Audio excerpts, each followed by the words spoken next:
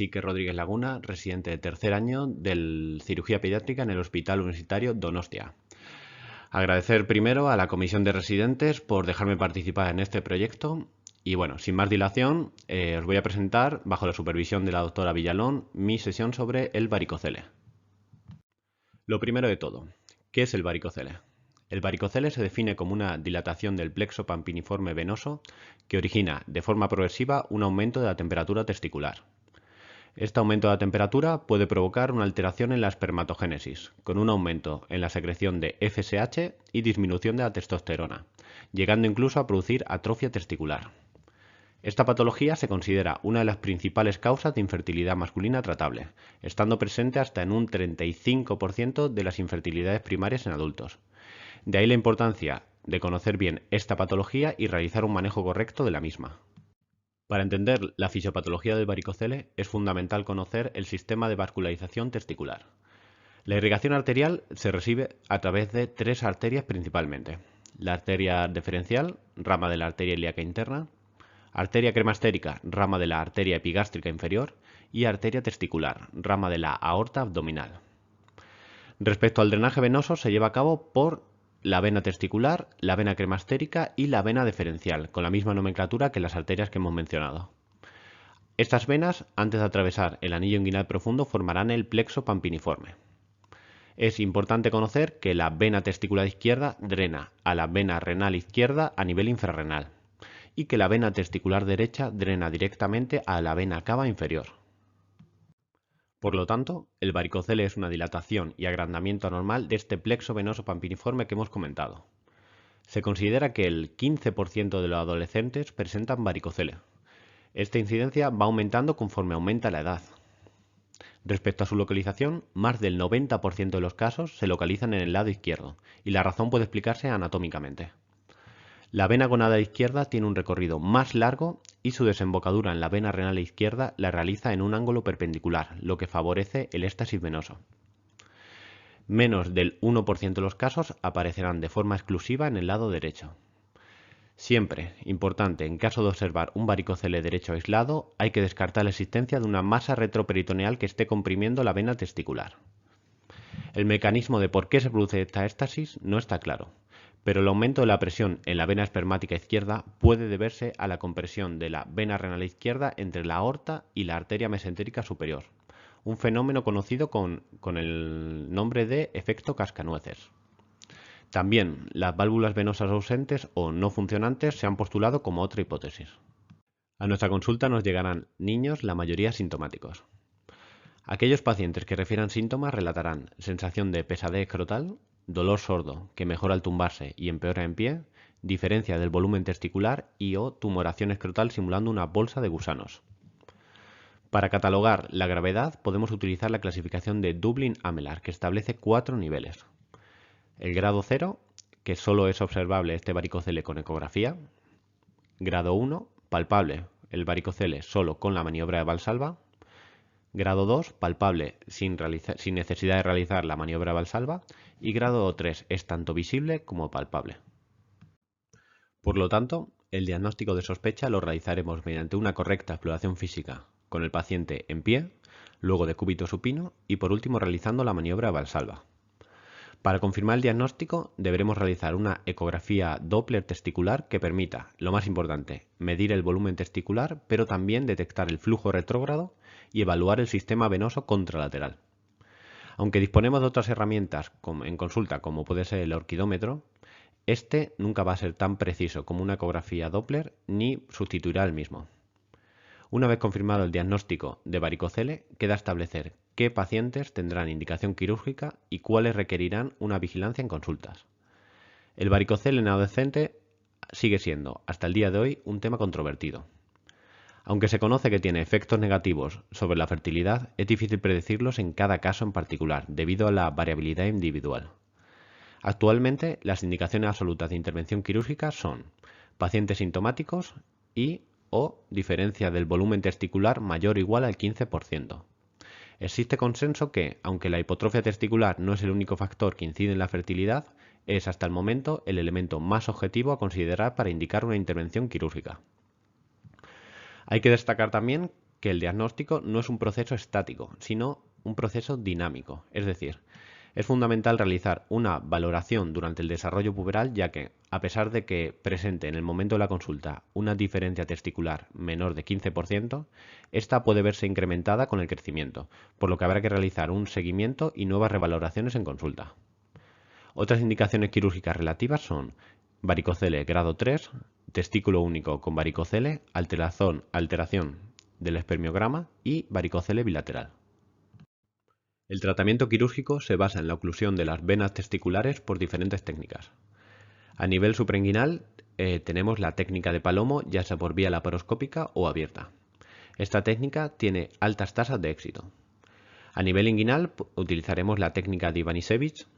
A nivel subinguinal mediante una reparación microquirúrgica o abierta. Las tasas de recurrencia de hidrocele postquirúrgico en este abordaje disminuyen mediante el abordaje microquirúrgico. También se puede realizar la embolización o escleroterapia angiográfica espermática, aunque esta técnica requiere experiencia y presenta alta tasa de recidiva de hasta el 15%.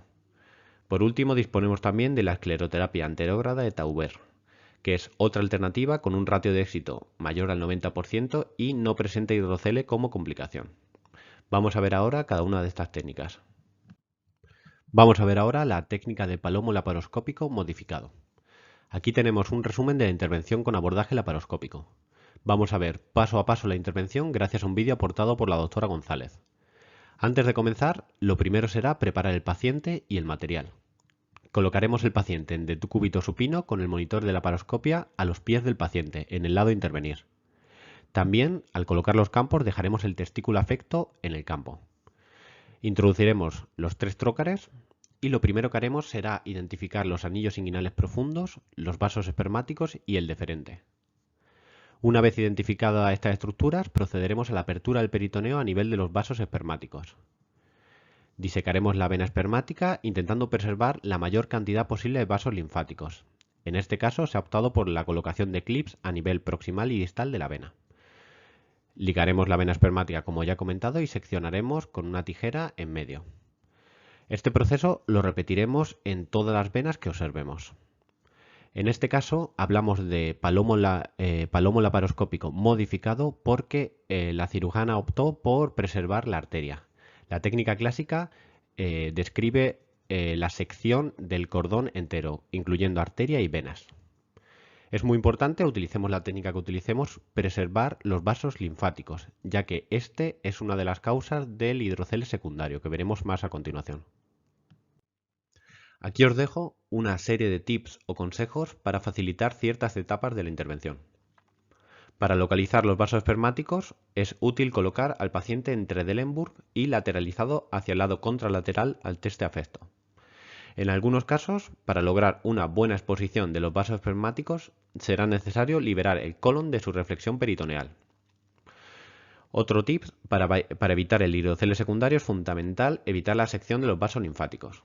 Para facilitar su identificación se pueden utilizar ciertas sustancias como el blue patent o azul de metileno o el verde de indocianina, que hablaremos ahora en la siguiente diapositiva. Y por último, antes de ligar la vena es importante exprimir el testículo desde fuera para evitar que se quede contenida la sangre venosa. Respecto al uso de agentes para teñir los vasos linfáticos que comentamos en la diapositiva anterior, las vías de administración disponibles son la subdartal, que esta es una vía fácil, segura y rápida, pero que requiere una mayor cantidad de agente y una inyección precoz. Además, se han observado menores tasas de éxito. La intravaginal, que es una vía difícil, y la intraparenquimatosa o intratesticular, que es un abordaje más rápido y específico, pero como inconvenientes se han observado cambios patológicos en tejidos celulares. Respecto a estos cambios, os dejo unas imágenes de un estudio realizado recientemente, publicado en el Journal of Pediatric Urology, donde se observaron en 72 pacientes intervenidos de varicocele mediante la técnica de Palomo e inyección de verde indocianina intratesticular, se observó un caso de hematoma escrotal autolimitado, y 3 pacientes con una imagen ecográfica en el punto de inyección hipoecoica y avascular milimétrica. Este área hipoecoica se resolvió un año después en 2 de los 3 pacientes.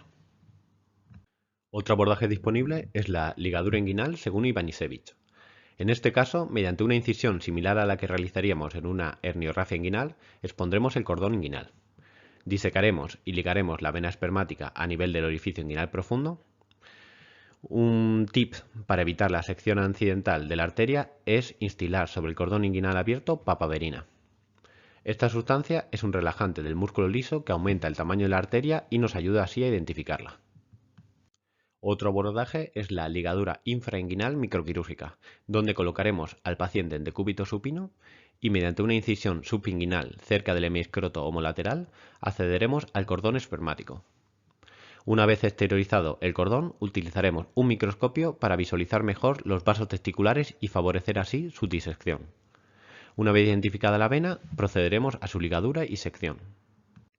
Por último, veremos la escleroterapia anterógrada de Tauber. En este caso, necesitaremos la colaboración del paciente, por lo que habrá que realizarlo con anestesia local. Realizaremos la misma incisión que en el caso anterior, es decir, a nivel subinguinal cerca del hemiscroto homolateral. Localizaremos el cordón e identificaremos el plexo pampiniforme. En este caso, vamos a cateterizar una vena anterior y realizaremos una flebografía.